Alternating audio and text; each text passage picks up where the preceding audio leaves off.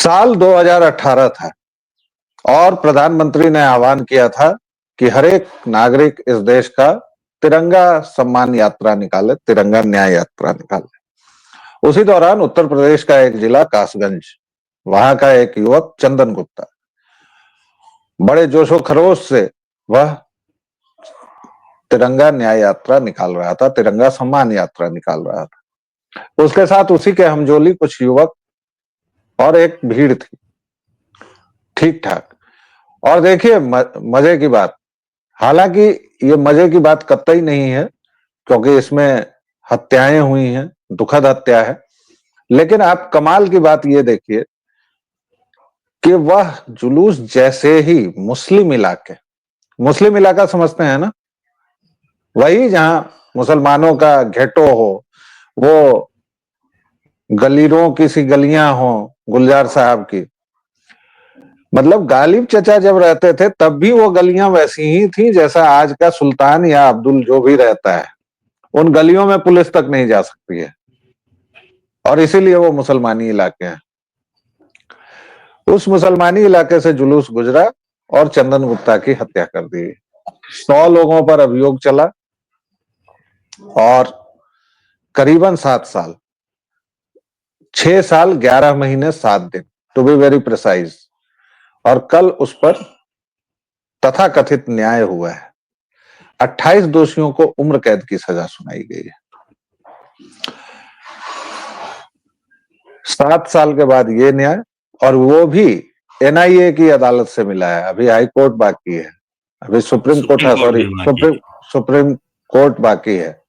कोठा और अभी बहुत कुछ नहीं, मेरा पूरा एहतराम है, मैं पूरे सम्मान के साथ कहता हूं सुप्रीम कोर्ट। ऐसा कुछ मत आप मेरे ऊपर जबरदस्ती का आरोप मत लगाया कीजिए। तो जुबान फिसल गई होगी, जुबान फिसल गई थी, तो अभी वो सब बाकी है। दर्शकों श्रोताओं, सीधे मुद्दे की बात मैंने शुरू की। आप सबका बहुत बहुत स्वागत है। आनंद जी, न्याय तो खैर इस देश की न्यायपालिका में मिलता नहीं है, फैसला भी बहुत देर से नहीं आया। देखिए, सबसे पहले तो न्यायपालिका को न्यायपालिका कहना ही गलत है। वो अदालत है, वो कोर्ट है। अंग्रेजी में उसे हाउस ऑफ जस्टिस नहीं कहते, इंसाफ घर नहीं कहते। तो हिंदी में उसको जबरदस्ती आप हिंदुओं के लिए उसे न्यायालय क्यों बना रहे हैं? कानूनालय रहने दीजिए, विधियालय रहने दीजिए। तो सबसे पहले तो उसको न्यायालय कहना बंद करना चाहिए। तो आप गलत शब्द का ही इस्तेमाल जब कर रहे हैं तो जाहिर सी बात है कि वर्षों में आपकी अपेक्षाएं भी गलत हो गई हैं।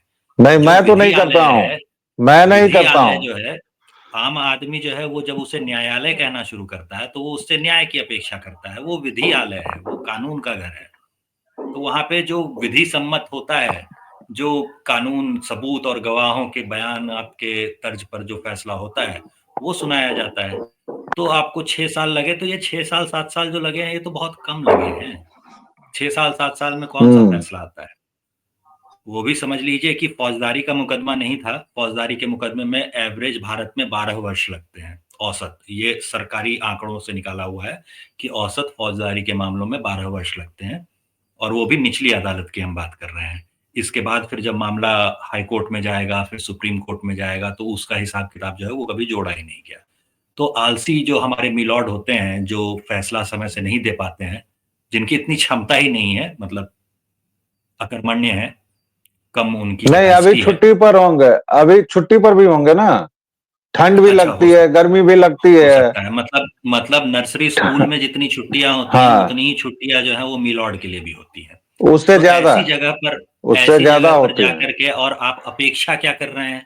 तो नाम आपने न्यायालय रख लिया है, तो वहां पे अपेक्षा कर रहे हैं न्याय की। अरे वो विधियालय है, विधियालय बोलिए। सबसे पहले तो नाम ही गलत है। तो नाम गलत है तो अपेक्षाएं भी गलत हैं। तो यहाँ से ही आपकी दिक्कतें शुरू हो जाती हैं, और यहाँ से जब दिक्कतें शुरू होती हैं तो उसके बाद मामला ये आता है कि आखिर ये मुस्लिम एरिया क्या होता है? पूरा भारत अगर हम देखें तो यहाँ तो भारत हिंदू बहुल है, तो पूरे भारत को हिंदू राष्ट्र मान लिया जाए। अगर मुस्लिम एरिया हो सकता है तो राष्ट्र हिंदू राष्ट्र क्यों नहीं हो सकता? इसे भी हम लोग हिंदू राष्ट्र कहना शुरू करें। तो ये तो फिर उस समय जो है वो क्या कहते हैं, लिबरल भावनाएं जो है वो आहत हो जाएंगी, वो जो है वो छाती कूटने लगेंगे, कपड़े फाड़ने। तो अब उनको कपड़े फाड़ने और छाती कूटने की परमिशन तो दी नहीं जा सकती, तो जैसे वहां नहीं दी जा सकती वैसे ही मुस्लिम एरिया नाम का भी कुछ नहीं होता। आप ये नहीं कह सकते, अगर आप ये कह रहे हैं तो आप असंवैधानिक हरकत कर रहे हैं। मुस्लिम इलाका क्या होता है? धर्म के आधार पे या मजहब के आधार पे किसी तरह का भेदभाव, ये सब कुछ जो है असंवैधानिक है। और अगर कोई गलती से पुलिस अधिकारी या सरकारी अधिकारी या कोई नेता अगर ऐसा बोल रहा है कि वो मुस्लिम एरिया था, तो वो कानून के खिलाफ जा रहा है, वो संविधान के खिलाफ जा रहा है, नीच है, गिरा हुआ टुकड़ाखोर है, उसे बाबा साहब अम्बेडकर का सम्मान करना नहीं आता, इसीलिए वो जो है संविधान के खिलाफ जा रहा है। तो ऐसे टुकड़ाखोरों को, ऐसे विदेशियों की फेंकी हुई बोटियों पर पलने वालों को भी गालियां देना जरूरी है। हम लोग गालियां नहीं देते, इसीलिए वो ये जो हरकतें हैं वो बढ़ती जा रही हैं।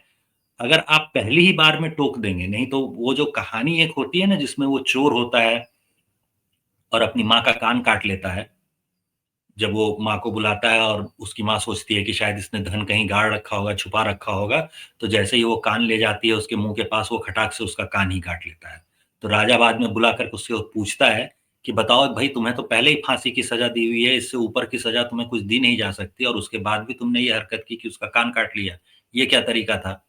तो वो कहता है कि अगर पहले ही दिन इसने टोका होता, जब मैं पेंसिल या कागज़ कलम चुरा करके लाया था स्कूल से, तो मैं शरीफ आदमी रह गया होता। तो भाई यहाँ पर भी मामला वही है। अगर 1947 में उस गांधी बुड्ढे ने इन्हें ज्यादा जगह नहीं दी होती, तमीज से रहना सिखाया होता जैसा कि सरदार पटेल सिखाने की कोशिश कर रहे थे, तो आज आपकी ये दशा नहीं होती। ये जो आज आपको दशा दिखाई देती है कि एक तथाकथित मुस्लिम इलाका होता है जहां पर भीड़ जो है वो आप पर गोली चला सकती है, और सिर्फ वहां पे हुआ है ऐसा तो है, हुआ नहीं है। वो तो 6 साल पहले की चंदन गुप्ता वाली घटना थी। अभी जो बहराइच में हुआ, वो क्या था? बहराइच में भी तो यही हुआ था ना, गोली मार दी एक युवक को।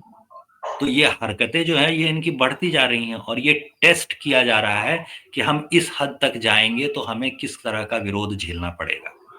तो लेकिन जब तक आप लेकिन कड़ा विरोध नहीं दिखाते, तब तक इनकी समझ में नहीं आएगा और ये घटनाएं बढ़ती जाएंगी। लेकिन एक श्रद्धा होती है, आप उसका सिर नहीं काटते। जब तक जवाब में सर काटा जाना शुरू नहीं होगा, तब तक आपको ये झेलना पड़ेगा।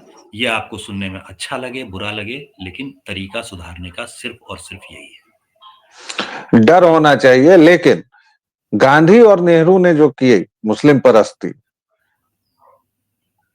हिंदू जी, हृदय सम्राट माननीय प्रधान सेवक मोदी जी अजमेर में चादर भेज रहे हैं। अच्छा, अजमेर का नाम भाई लोगों ने अजमेर शरीफ रख दिया है। मतलब ये तो इंतहाई मूर्खता है कि मतलब इस्लाम बलात्कारियों से के जुड़ा गिरोह हुआ का जो कुछ अड्डा चीज था, उसको बलात्कारियों के आपने गिरोह का जो शराफत का अड्डा था, नाम दे दिया उसको जी। उसको शरीफ नाम रखा हुआ है। तो उनकी शराफत का मतलब ही बलात्कार होता है, यही कहना चाहते हैं। और वो जो अड्डा है उसका जो पहला मुर्शिद या मुरीद जो भी कहिए, या तो मुर्शिद कह लीजिए या मुरीद कह लीजिए, वो जो था उसके बारे में तो इतिहास ने हमें कुछ बताया ही नहीं कि वो कितना बड़ा। नहीं बताया है ना, आपको फिल्मों में बताया गया है कि वो तो अली मौला करते हुए नाचते गाते रहते थे।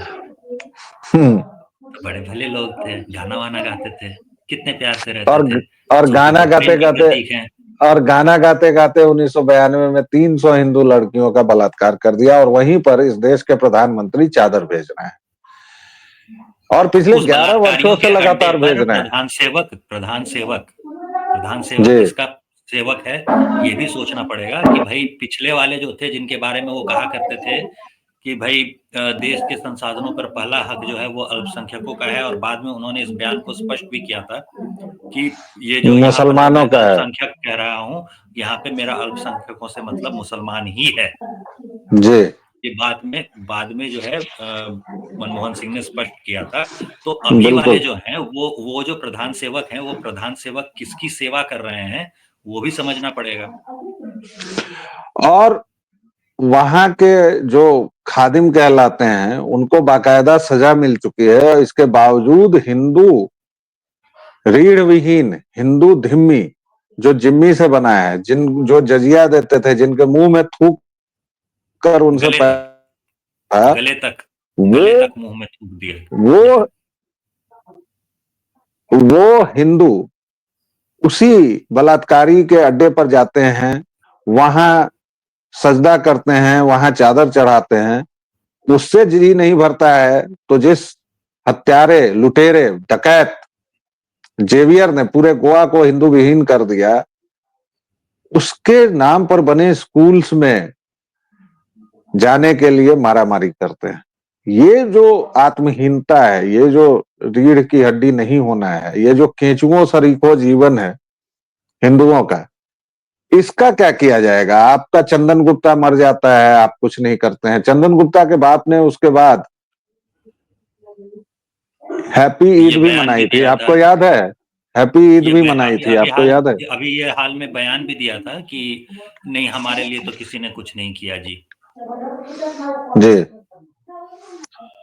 और तो ये ये भी धिम्मीपना था, जो था ना, उसके बाप का जो धिम्मीपना था ना, उसकी वजह से ही चंदन गुप्ता जो है वो विद्रोही हुआ होगा। नहीं, इफ्तार भी किया था उसके बाप ने, उसका बाप अगर इतना बड़ा इफ्तार भी धर्मी नहीं कराया होता, था, उसका इफ्तार बाप भी अगर कराया था तो चंदन उस गुप्ता का हत्या बाप के अगर इतना बाद। बड़ा धिम्मी नहीं होता, चंदन गुप्ता का बाप अगर इतना बड़ा धिम्मी नहीं होता, तो चंदन गुप्ता जो है वो ऐसा विद्रोही स्वभाव का भी नहीं होता। अच्छा हुआ लेकिन कोई बात नहीं। लेकिन कमाल की बात यह है कि उसके बाद आपके बेटे की हत्या हुई है और आप इफ्तार करवा रहे हैं उन्हीं लुटेरों से, उन्हीं हत्यारों के साथ। 28 लोगों को उम्र कैद की सजा हुई है। मतलब ये पूरी तरह मॉब लिंचिंग थी, और 100 लोगों का नाम था, लेकिन उसमें से कई सबूत नहीं सभी मिलने के के कारण सबूत नहीं मिलने के कारण बरी हो गए कारण हैं। बरी हो गए हैं। तो मुझे लगता है कि सबूत मिलने तक सुप्रीम कोर्ट तक जाते जाते शायद ये संख्या 2 या 3 की रह जाएगी, जिनको 8-10 साल सजा की होगी, सजा दी जाएगी, और उसके बाद वो फिर से मामला आके खत्म हो फिर वही जाएगा। काम करेंगे। बहरहाल, समाधान की दिशा में और बात करें। वो जब छूटेंगे तो पूरा जो भीड़ होगी ना, वो ये भी कहेगी कि देखो छूट गए, ये न्याय की जीत हुई है। हाँ, तो ये ये कहने वाले भीड़ की भी कोई कमी नहीं रहेगी।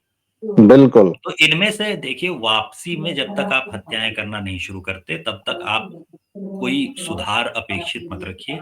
अगर आपके पक्ष का एक मारा गया है तो आप उनके पक्ष का 10 नहीं मारते, तब तक कुछ बदलेगा ऐसी उम्मीद मत कीजिए। आपको अपना गोपाल पाठा चाहिए, आपको अपना जो एक आरा क्षेत्र के हुआ करते थे, चंदन सिंह नाम था शायद, तो वैसे लोग चाहिए।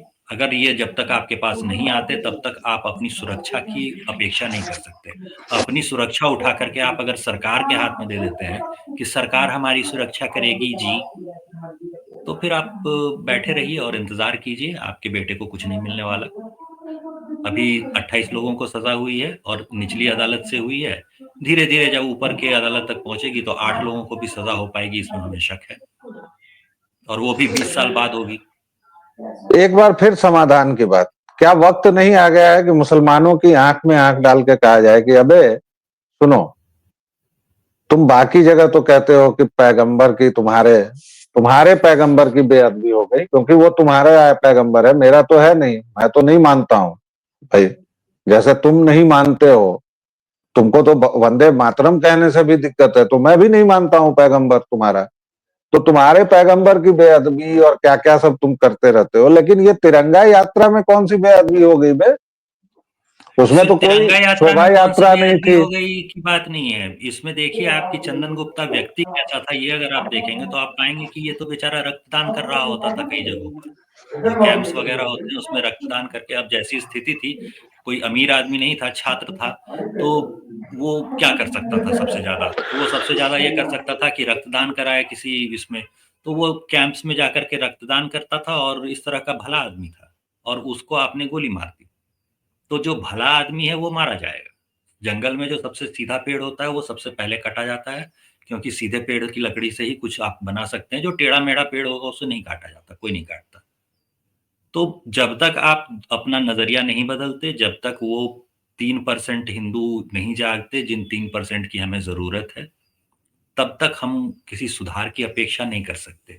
स्पेन में जैसे 722 में कुछ कैथोलिक लोगों ने शुरू किया था कि हर सुबह जागते थे और सोचते थे कि आज इस्लाम को स्पेन से खदेड़ने के लिए क्या किया जाए। जब तक वैसी सोच के साथ आप जागना और सोना नहीं शुरू करते, तब तक कुछ बदलेगा इसकी अपेक्षा मत कीजिए। आपको इजराइल की तरह ही बिहेव करना पड़ेगा कि तुम अगर हमारे 1000 लोग मारोगे तो हम महीनों तक तुम्हारे घर में घुस के मारते रहेंगे और तुम लाख रो, लाख पिटो, लाख चिल्लाओ, कोई तुम्हारी नहीं सुनने वाला, हम मारते रहेंगे। तो जब तक ये करना नहीं शुरू करते, आप किसी सुधार की अपेक्षा मत कीजिए।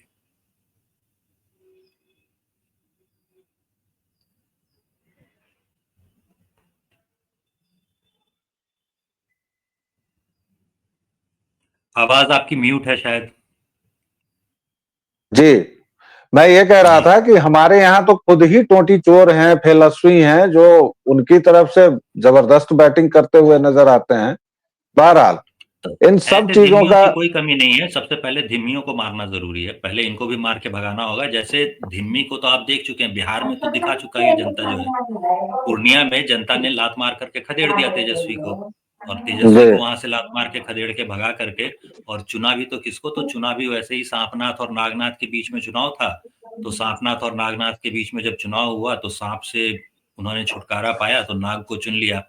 पप्पू यादव को पूर्णिया की जनता ने चुन लिया है। तो ये तो हुआ है। तो दर्शकों, श्रोताओं, हमारी पूरी बातचीत का सारांश ये है कि खुद को सक्रिय करना पड़ेगा। कई लोग ये सवाल पूछते हैं कि आप क्या कर रहे हैं, आप क्या करते हैं? तो मैं जो करता हूं आइए वो देख मेरा लीजिए। ईश्वर जानता है। आप आकर देख सकते हैं या जो भी करते हैं, लेकिन ये चीज याद रखनी पड़ेगी कि अगर आप परिवार से, घर से शुरू नहीं करते हैं, और ये खास तौर से आपकी महिलाओं पर निशाना साधे हुए हैं, तो आप अपनी बच्चियों को समझाएं, उन्हें वोक न बनाएं, उन्हें लिबरल न बनाएं, उन्हें भारतीय संस्कृति में ढालें और उन्हें दुर्गा और लक्ष्मीबाई बनाएं। तब शायद जाकर आपकी जान बच सकती है, वरना तलवार तो आपकी गर्दन पर रखी हुई है, कब कट जाएगी गर्दन इसका कोई ठिकाना नहीं है। आनंद जी, आपने हमें समय दिया, बहुत बहुत धन्यवाद। दर्शकों, अभी लेंगे एक छोटा सा विराम, अगले वीडियो में फिर हाजिर होंगे। तब तक के लिए जय जय सिया राम। जय श्री राम।